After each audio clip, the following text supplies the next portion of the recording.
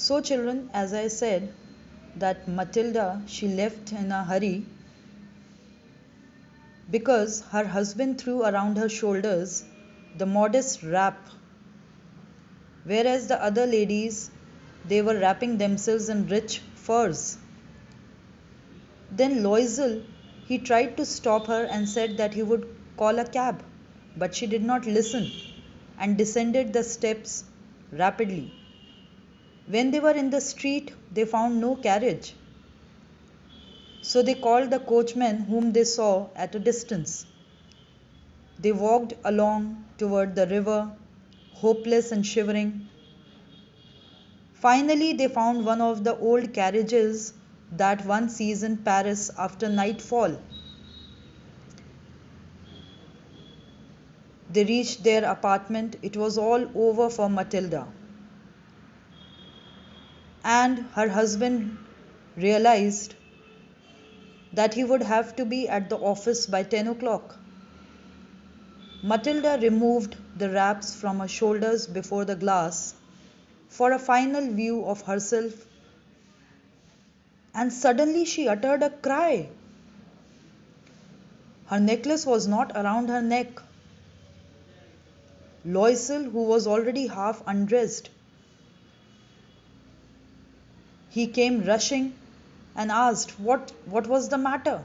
Why did she cry? She said that I no longer have Madame Forestier's necklace. He could not believe this.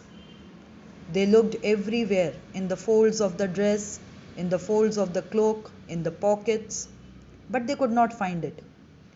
He asked Matilda if she was sure that she had it when they left the minister's house.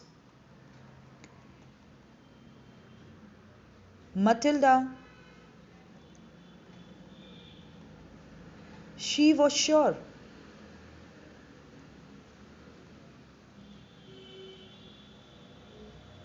So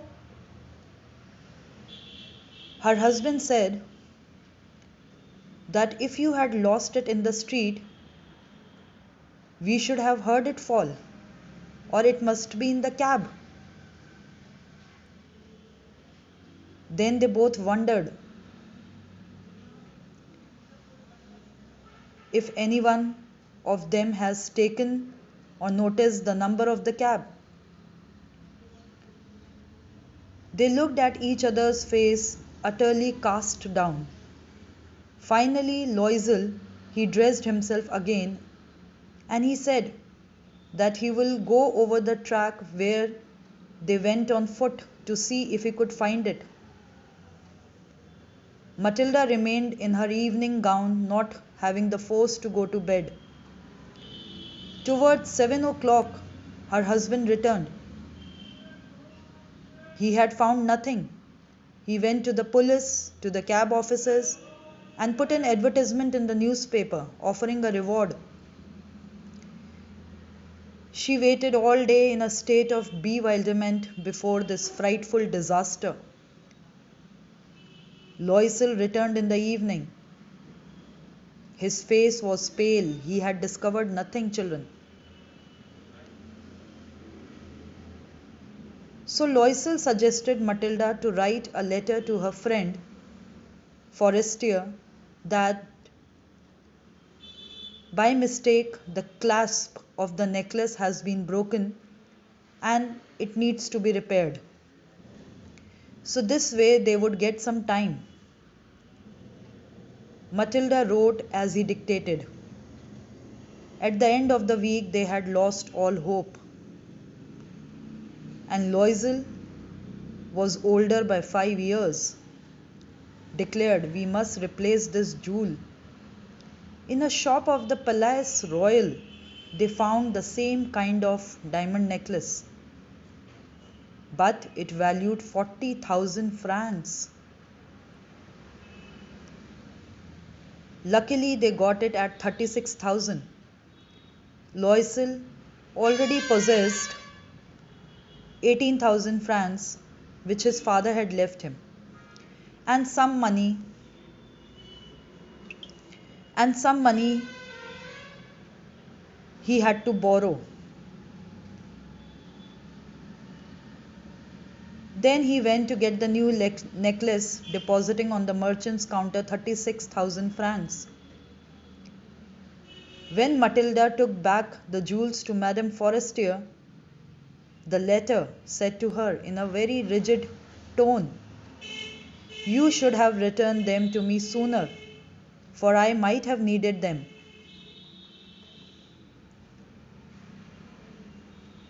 So, Matilda could not speak anything now.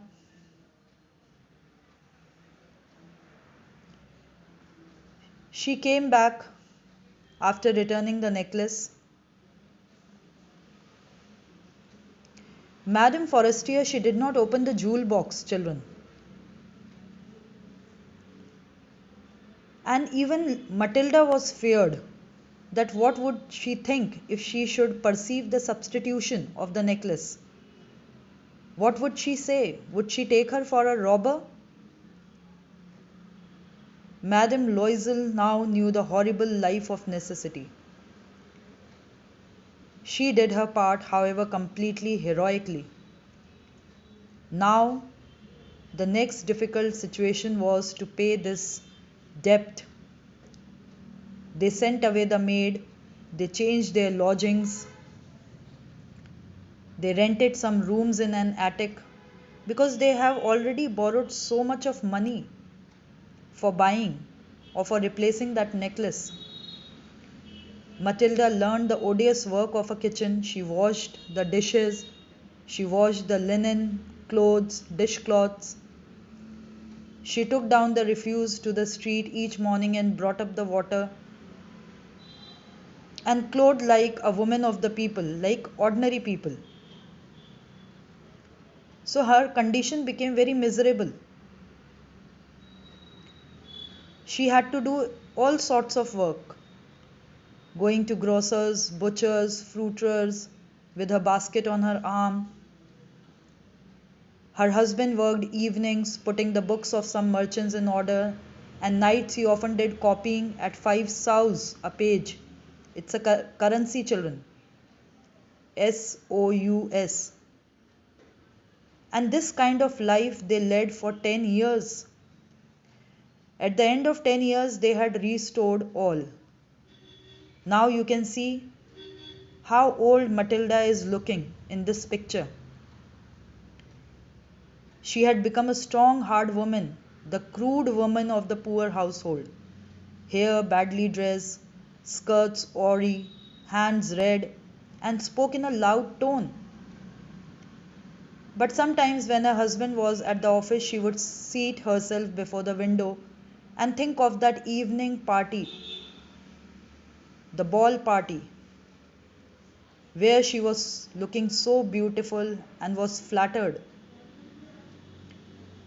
She thought, how would it have been if she had not lost the necklace?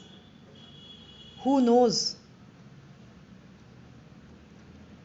how small a thing will ruin or save one's life? One Sunday, as she was taking a walk in the park to rid herself of the household cares, she suddenly perceived a woman walking with a child. It was Forestier, still very young, pretty, and attractive. Madame Loisel was affected. She thought to speak to her, and yes, certainly, because she had after all paid, and she would tell her the whole story. So she approached her and wished her good morning.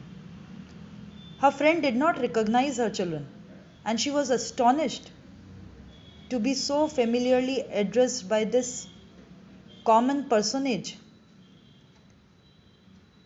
somebody who knows you with the common name or the nickname. She stammered, "But, madame, I do not know. You must be mistaken." Matilda said, "No, I am Matilda Loisel." So her friend, she was astonished. "Oh, my poor Matilda, how You have changed.